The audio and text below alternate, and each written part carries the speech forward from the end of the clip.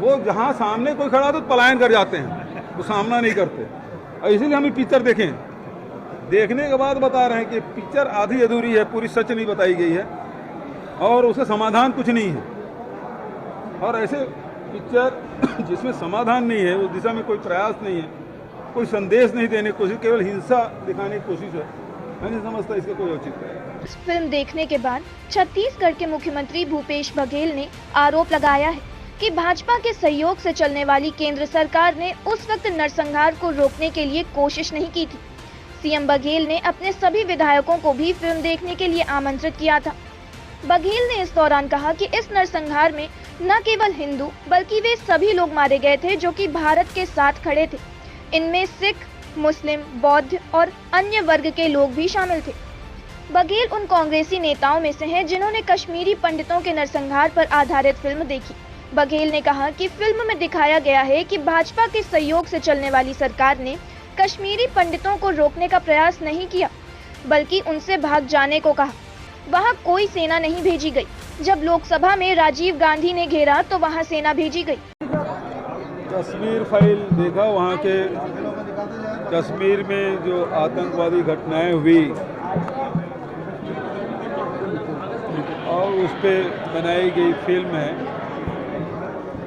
जिसमें एक परिवार की घटना है जिसको लेके पूरा आगे बढ़ता है पिक्चर। लेकिन आखिरी में जो नायक है वो कहता है कि इसमें न केवल हिंदुओं की बल्कि वहाँ बौद्धिस्ट हैं, सिख हैं, मुस्लिम हैं जो भारत के साथ हैं, उनकी भी हत्याएं हुई। लेकिन इस पिक्चर में एक राजनीतिक संदेश देने की कोशिश की गई। जो कश्मीरी पंडित हैं उसका विस्थापन हुआ। ये वो दौर है जो 1990 का, जिसमें बीपी सिंह जी प्रधानमंत्री थे और भारतीय जनता पार्टी के नेता अटल बिहारी वाजपेयी जी और लाल कृष्ण आडवाणी का उस समय वो नेतृत्व कर रहा था। भारतीय जनता पार्टी पूरे समर्थन में था। उस समय जगमोहन जी वहाँ के उपराज्यपाल थे। कश्मीरी पंडितों को रोकने का प्रयास नहीं किया गया, बल्कि कश्मीरी पंडितों को जाने के लिए उन्होंने कहा। वहाँ राष्ट्रपति शासन लागू कर दिया गया, लेकिन वहाँ सेना भेजी नहीं गई।